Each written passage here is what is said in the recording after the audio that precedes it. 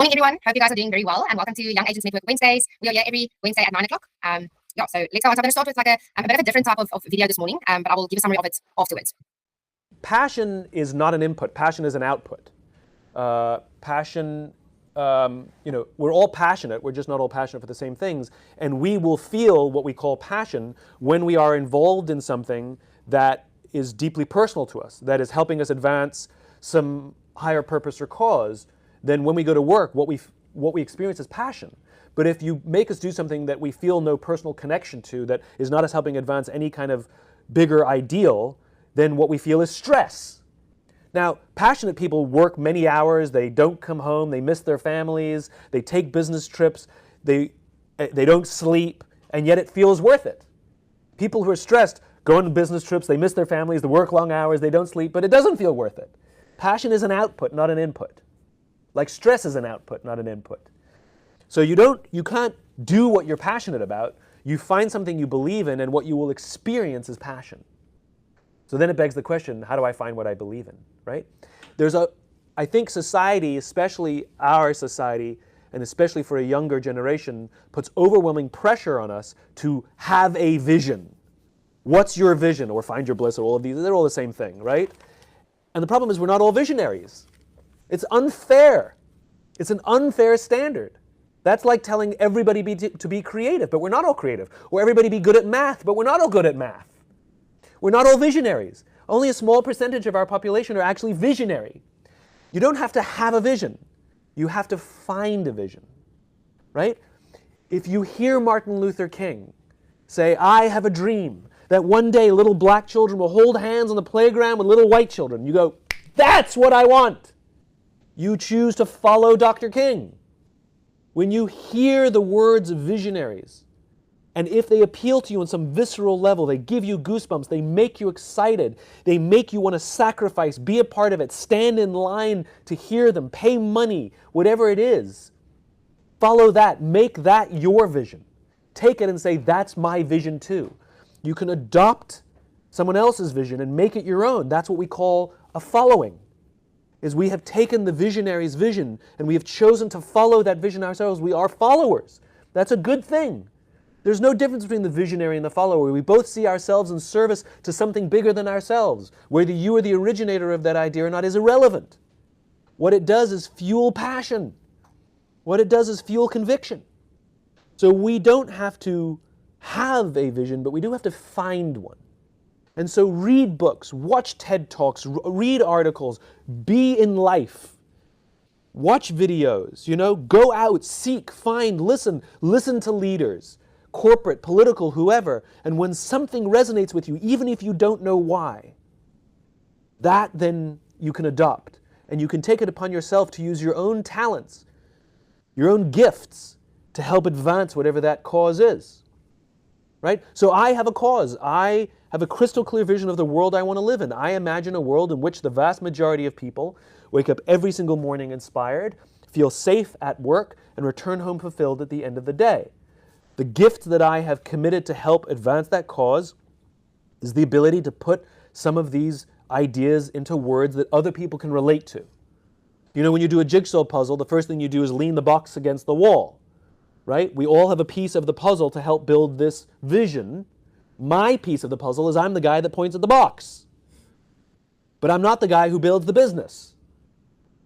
Because there are other people who are better at that, the entrepreneurs and the business leaders. I want them to embrace the same picture on the box. The people who work for companies who say, I want to work for a company that does that. That's their piece. The one who's a gifted natural leader who cares. We all have at least one friend who, for whatever reason, love us and care us even when we're horrible people. That for some reason they still believe in us and they see the good in us. That's their piece of the puzzle. And so we have to commit our gifts. The reason they call them gifts is because they're forgiving. That's what gifts are. They're for giving away. If you have a gift, it's not something you take, it's something you give. So I think we have to find a vision and commit our gifts to help advance that vision. And the great leaders are the ones that can put that vision into words so clear that we can then recite that vision as if it were our own. Passion. Okay, so a little bit of a summary. Passion, I correlated it to real estate. Passion in real estate comes from purpose and not just hustle. Passion is the result of meaningful work, not forced motivation. We feel driven when helping clients achieve major life milestones through property. Burnout happens when the work loses personal connection and meaning. You don't need a big vision, you need a clear why. Not every agent has to be a visionary, and that's okay. You can align with a purpose that inspires you, whether it is serving families, investors, or communities. Follow what resonates with you in the property space. Every agent brings value in different ways. You don't have to be good at everything. Find your lane, whether it's sales, relationships, marketing, or admin. Lean into your strength and let others complement you. The key takeaway, when you focus on purpose and play to your strengths, passion and growth follows naturally. So in real estate, we often talk about being passionate, but passion isn't something you can fake or force. It's actually the result of doing work that has meaning for you. When you truly believe in helping people buy their first home, grow their wealth through property, or make big life transitions easier, the long hours feel worth it. That is why some agents can work weekends, take late calls, and still love what they do because they're connected to a bigger purpose. When there's no clear why, the same workload quickly turns into burnout, and you don't have to have some massive vision for your career. Very few people are actually natural visionaries, and most successful agents simply find a purpose that resonates with them. Whether it's serving families, investors, young professionals, or the community, or whether there is actually something you're building towards. As you get commission, as you're saving for something, you are building towards whichever goal you might have. And you commit your strength to that. So yeah, that's just a little bit of a motivational Wednesday piece. Okay, wins and momentum. Let's start with something positive. Did anyone have a small win this week that they would like to share? A viewing, a new mandate, a good client call, anything like that? You can just unmute your mic and speak to us.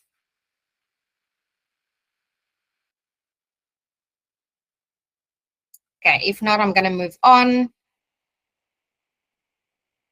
Okay, one of the questions that I received was how to handle international referrals. So international referrals generally work in two main ways.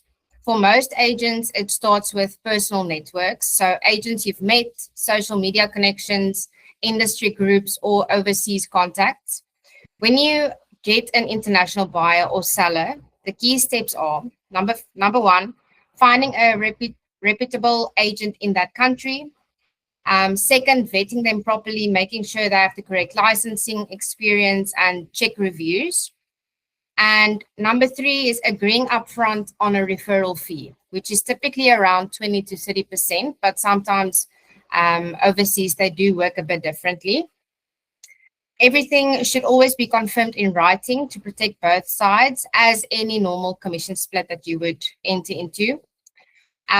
So some global brokerages such as EXP have internal systems that make this process quicker because there's already an international network set up. But regardless of where you are based, the principles remain the same. International referrals are all about strong relationships, clear agreements, and proper follow-up. If done right, international referrals can become a great additional income stream and a way to offer more value to clients who are either relocating overseas or investing abroad. So if, for instance, you have family overseas and they say, listen, we're actually thinking of selling our property, a light bulb must go on, and you say, okay, listen, if you are confused about who to use in your area, or they have a property somewhere where they're not completely sure of the area, you can find an agent there, reach out to an agent, make sure they are, read some reviews or some testimonials or whatever, make sure that they do quality work, and then reach out to them. Say, listen, you have a seller lead in the area that they are working in. Can we agree on a commission split if they do end up selling the property? So that's just a nice way to not limit your work. You can actually think bigger and think outside of the box. So I hope that helped to answer the question. Okay, now setting the foundation for smart price alignment by Bonolo. Bonolo, are you ready? Then you can unmute your mic. Yes, I'm ready. Thank you, Shanae. Okay, good morning, everybody. So Hi. basically, today's segment is just like a follow up on already what Shanae has already shared with us last week. When there was a question about how do you bring about. I hope I'm audible. How do you bring about the conversation about price reduction to your seller, your client? So basically just using the same strategies that she has already given us last week. But the difference is how I do it is from my own like little personal experience. When I was still new, I would have such a struggle with this because what I would do is I would get the seller's address, do my little research on possibly the price range and so on, like really be prepared, and then show up only to ask them if they have a price in mind.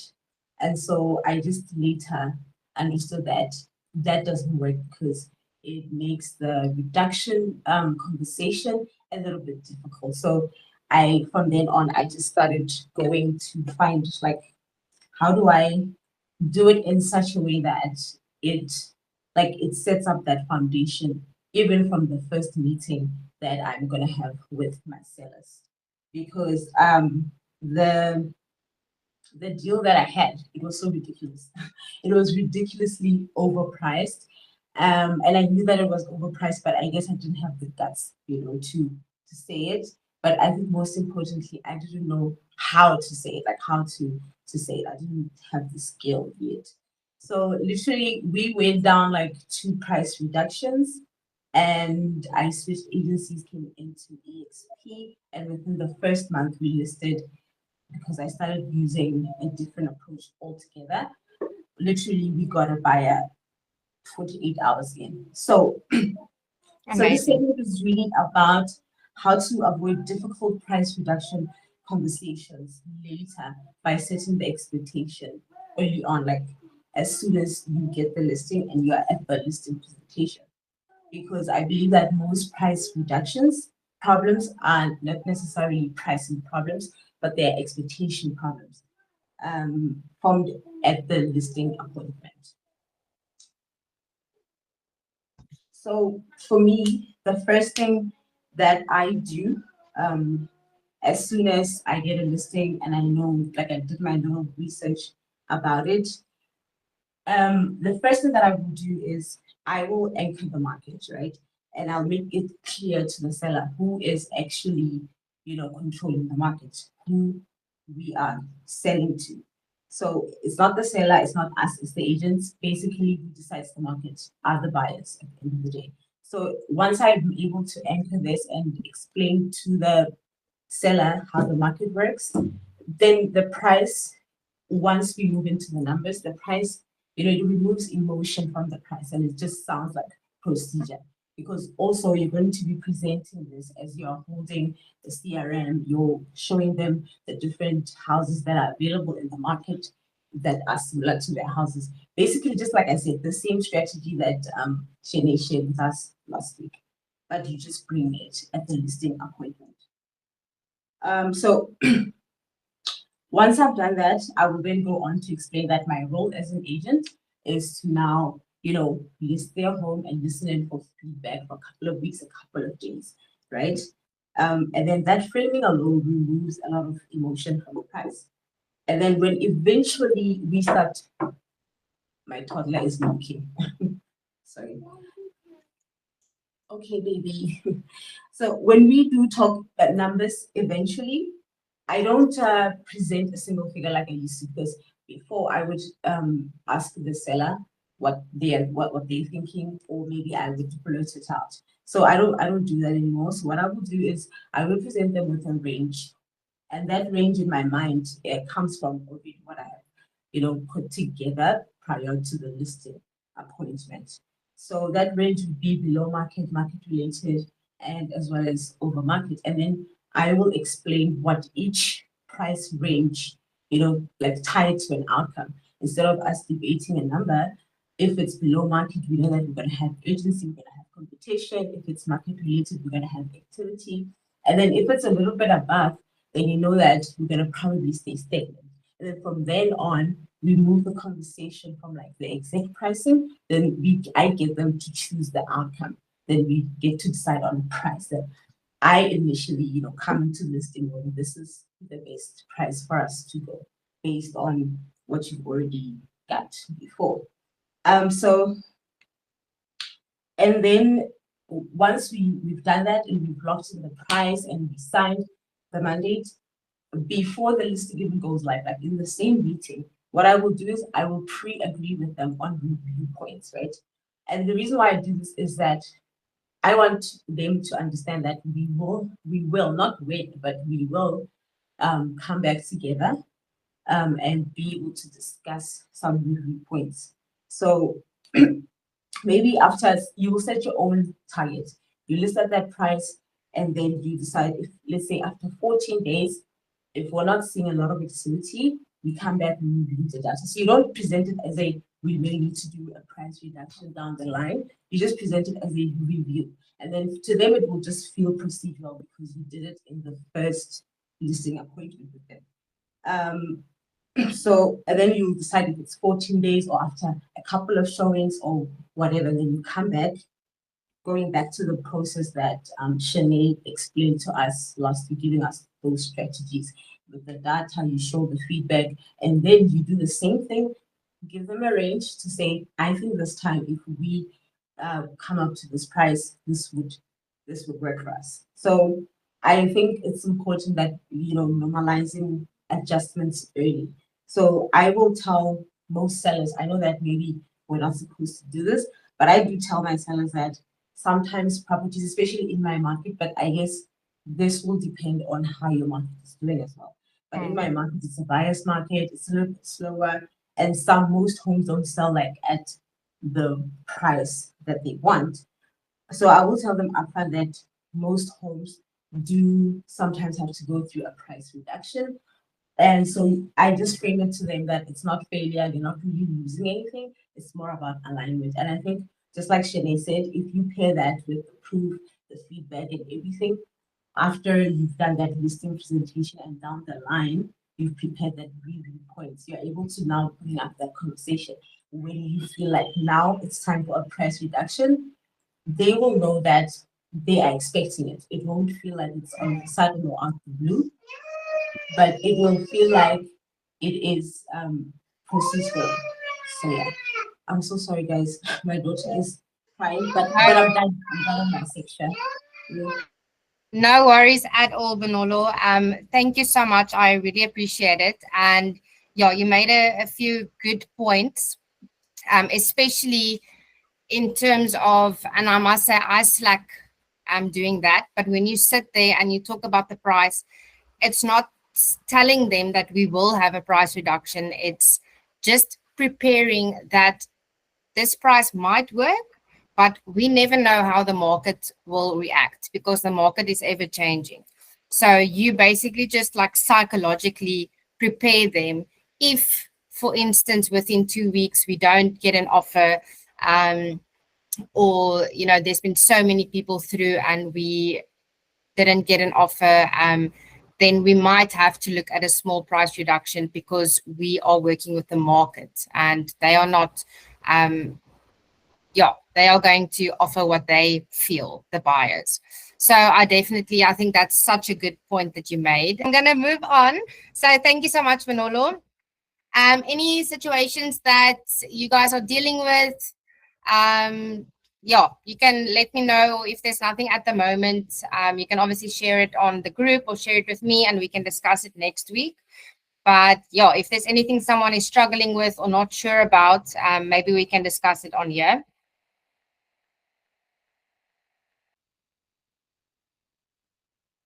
Okay. So yeah, send me a message if you're struggling with something. Myself and Princess are obviously here to help and guide where we can. And if there's something you want us to discuss next week, yeah, you're very welcome to send that through to us. And then we are at the end. So have a blessed Wednesday. As we head into the rest of the week, let's remember that real estate is bigger than transactions. When we serve with purpose, integrity, and heart, God blesses the impact we make. So yeah, thank you all for being here and have a blessed Wednesday. I'm gonna stop sharing my screen so I can see your faces. Hi, Princess. Hi, I exist. You're still here. That's amazing. I'm so Yeah. happy. And Katlego, and yeah, that's that. Awesome. The rest I already greeted. Okay. Yeah, so anything you guys want to say? Otherwise, we will end this meeting and I'll send the recording on.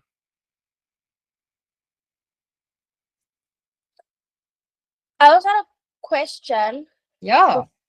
Yes. There, like, we know we have our trainings in person here in Cape Town, just in case for any agents. Is there anything that any of the agents around that need help with? Because I need to know for like trainings, etc. Training.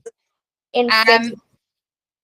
Anyone on here, if there's like a certain thing that you're struggling with, maybe it's a certain clause in the OTP, maybe it's overall the OTP.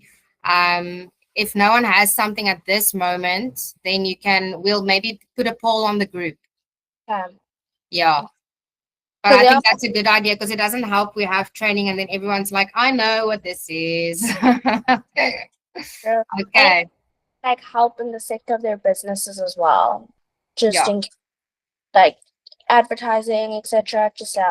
Just shout. Yeah, exactly. Okay. Okay. All right. Everyone happy? I'm great. Okay. You guys must have a blessed Wednesday. Bye. Happy selling. Happy selling.